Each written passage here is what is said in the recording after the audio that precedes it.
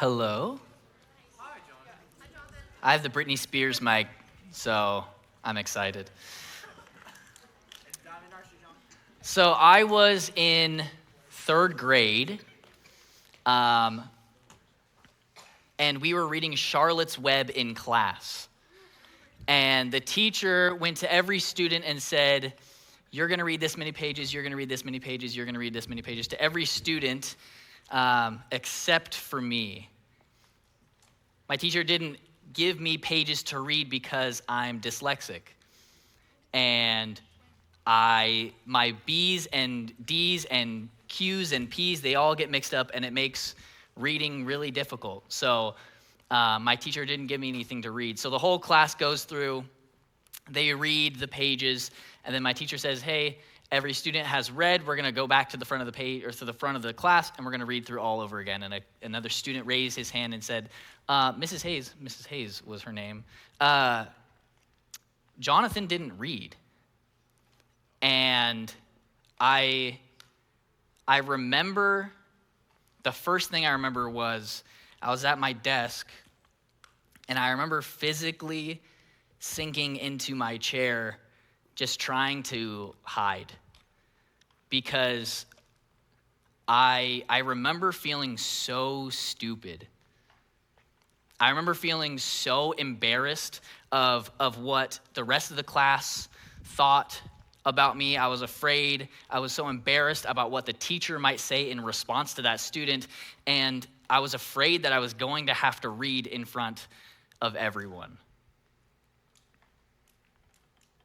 In today's world, the time that you guys live in, I think that we're constantly surrounded just by constant expectations of everyone around us, of family, of friends, of teammates, of ourselves, of random people on social media.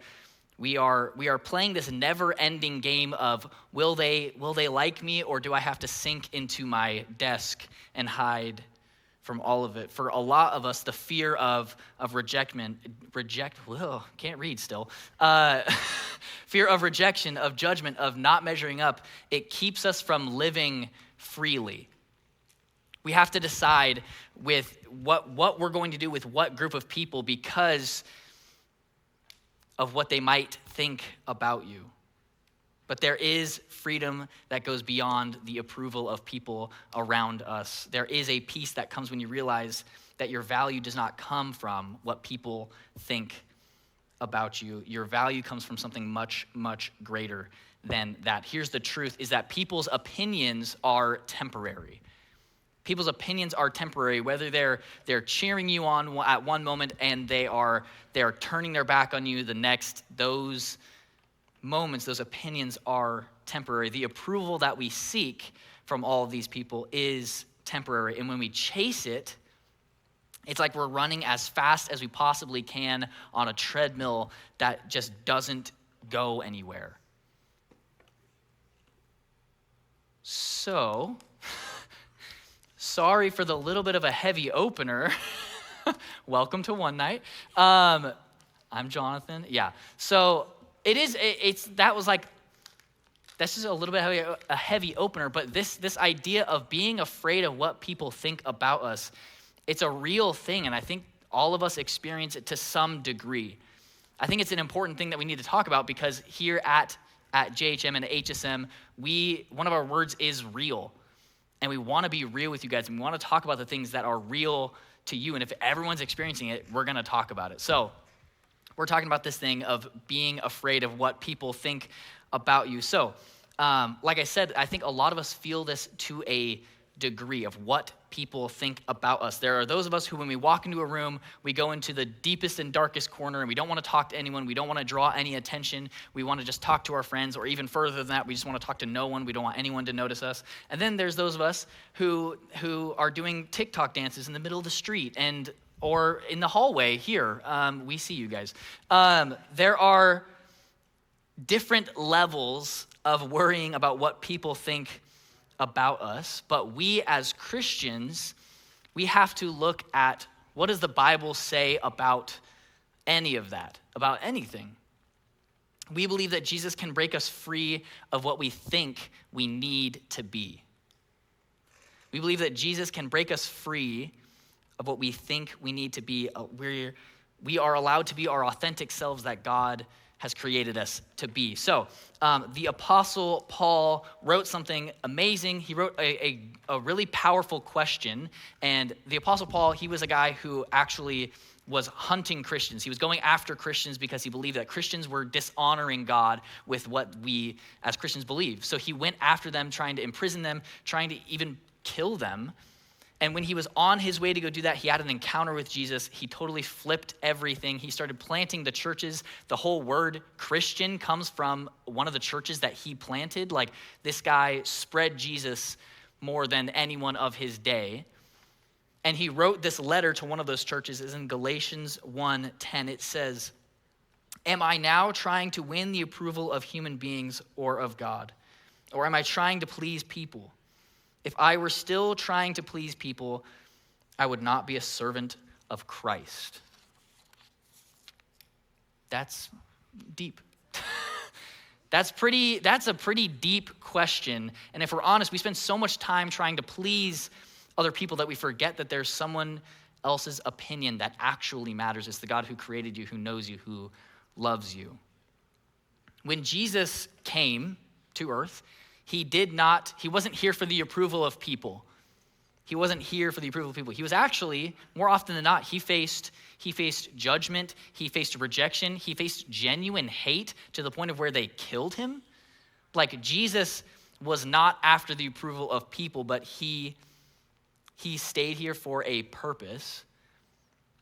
And he showed us that living for God's approval is more fulfilling than living for any approval of people. So there are two different ways we can look at this. When you're hearing this, there are two different ways we can look at this. The first one is, should I worry about what others think about me? We have a slide up for that. I should worry about what others think about me. Wow, guys, I'm back in third grade right now. I shouldn't worry about what others think of me. The only approval I should seek is God's. That's the first one. Okay, the second one is, I shouldn't care what people think about me because God is the only one that can judge me. Okay, so those are two. There we go. So these two things sound and look very similar. The first one, I shouldn't worry about what other people think about me. The only approval I should seek is God's. Second one is, I shouldn't care what people think about me because God is the only one that can judge me. So those two things sound very, very similar. They actually kind of mean the same thing, but I think they have very different meanings. Maybe you have seen people wear this shirt before. Can we show up the slide of the shirts really quick? I have seen people wear this shirt in real life. It is a shirt that says, "Only God can judge me." Oh, there we go. Okay, so only God can judge me.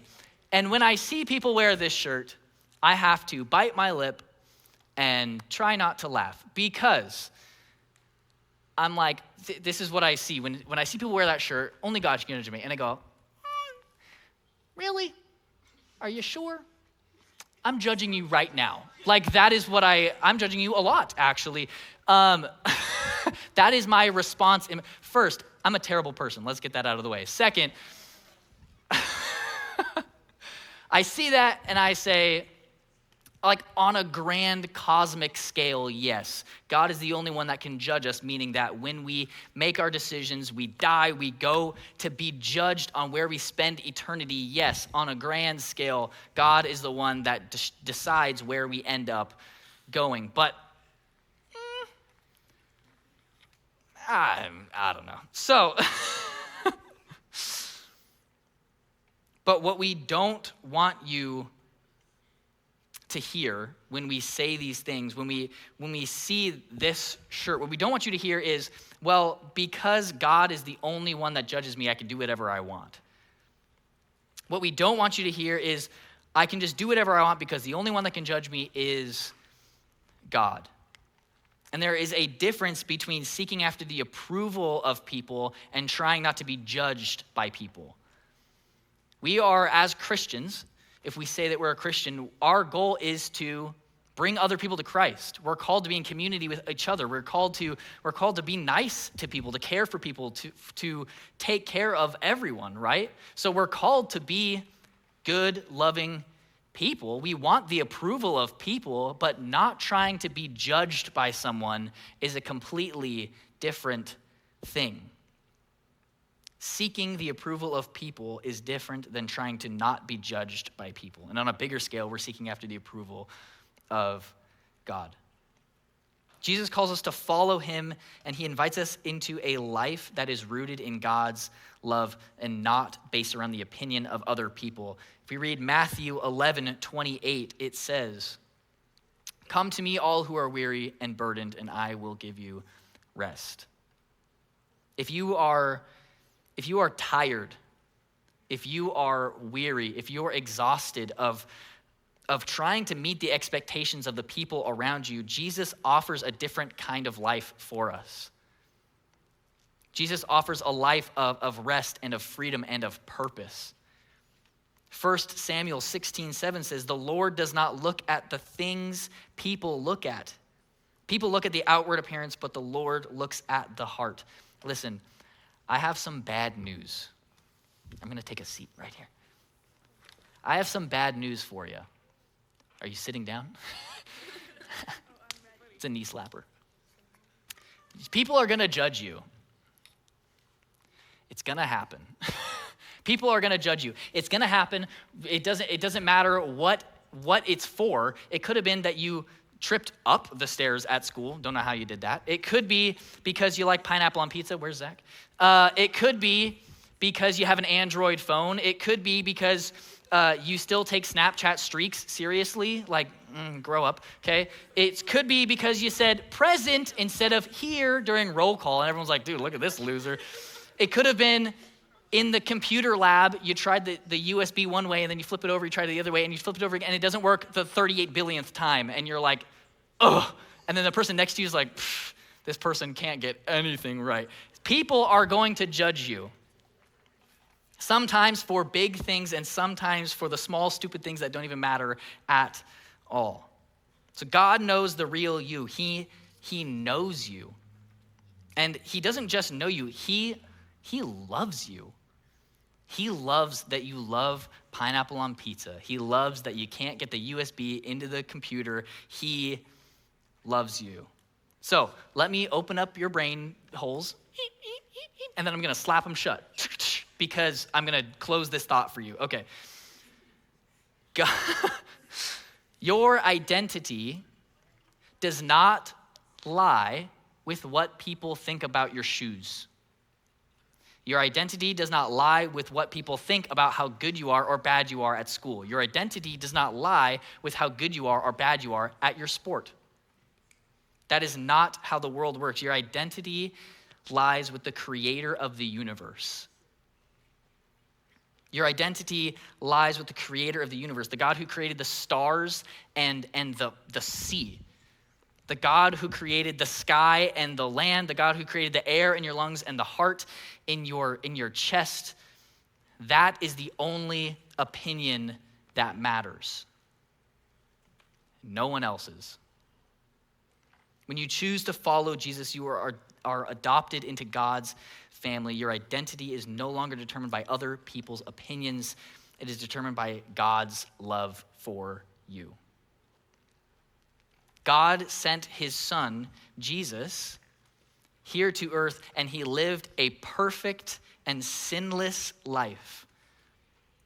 He lived a perfect and sinless life, and he did every single miracle that Jesus performed. It took him one step closer to the cross that he was going to die on for you. That is the love that you are surrounded by. 2 Corinthians 5:21 says, "For our sake, he made him to be sin who knew no sin, so that in him we might become the righteousness of God." There's a lot of words in there. So, for our sake, for humankind, for our sake, He made him, God made Jesus, to be sin, to die on the cross, to take on the sin of everything that we've ever done, who knew no sin because Jesus lived a perfect and sinless life, so that in him, through Jesus, we might become the righteousness of God.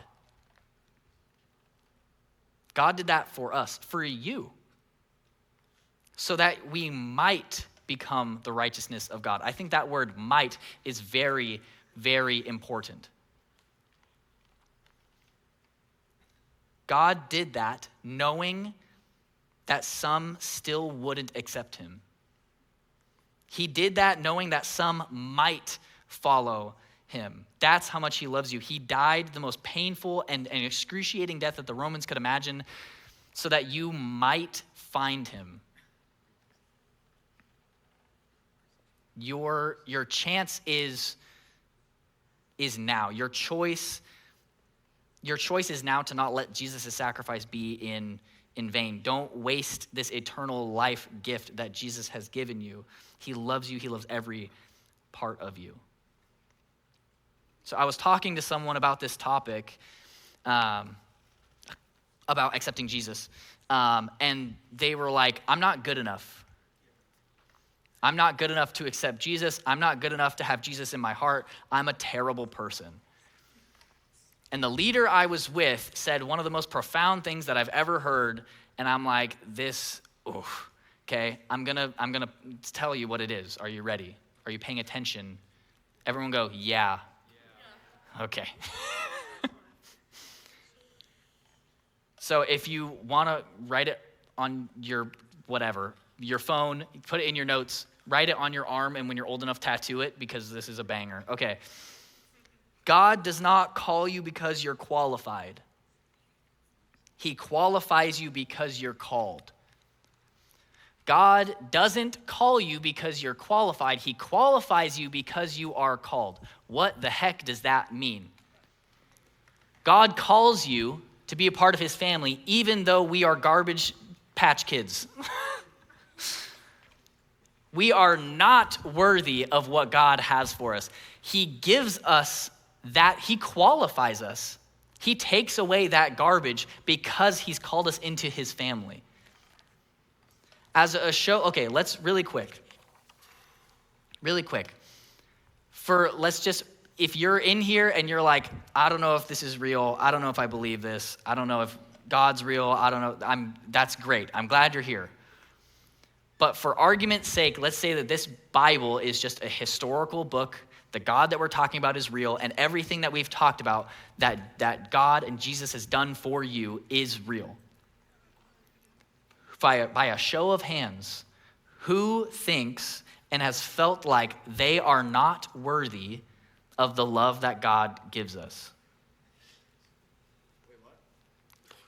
Hey, Tristan, I'm going to repeat it for you. You ready? Have you ever felt like, yeah, listen, sit up, there you go. Have you ever felt like you are not worthy of the love that God gives you? Yes, so show of hands. Okay. You're right. You are correct. We don't. We do not deserve the love that God gives us. That's what makes his love so great. He cleans all of the garbage off of us that we can't clean off ourselves. He loves and cares for you so much that you can't even understand it. I'm going to invite the worship team back up. So God got dark in here.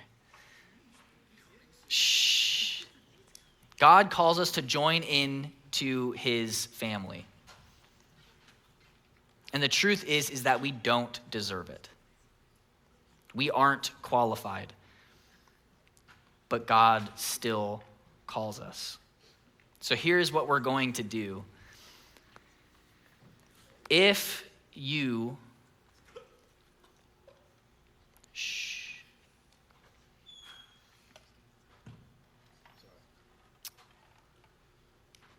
in a minute, I'm going to give you the chance, if you've never done it before, to say for the first time, yes, to Jesus, to saying yes to, I want to be a part of Jesus' family, to saying yes, I want to give my life to Christ. And for those of us who already have accepted Jesus into our heart, for those of us who know and have experienced what this love actually is, what we're going to do is when that person or people stand up and to say, yes, I'm going to follow Jesus with my whole heart, with my life.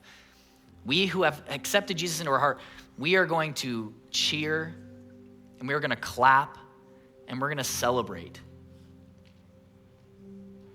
Because what the Bible talks about says that when someone gives their life to Jesus, when someone turns their life away from what the world is offering and they decide to follow God, the angels in heaven rejoice. So we are going to do the same thing.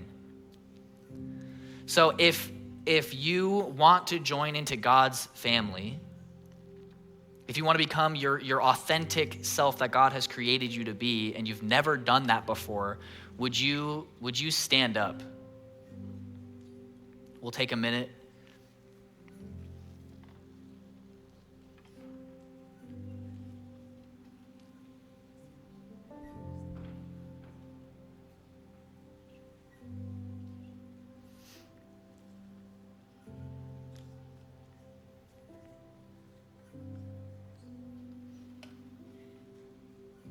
So here's what we're going to do. I want everyone to stand up. And what we're going to do for, yeah, cheer. What we're going to do is, for this last worship song, you guys are going to link arms with the people that are next to you. You can either do it over the shoulders or just link arms normally. And let me explain why we're doing this. We just talked about how to not be afraid of what people think about us, and a part of that is learning where your identity is. If your identity is in Jesus, these people on your right and on your left, those people are your family. And if you feel like I am not good enough, if you make a mistake, if you fall down, there are people that are next to you that are holding you up. So we're just going to stay linked together, and we're just going to worship with this last song. And then Pastor Zach is going to come up and share our last word.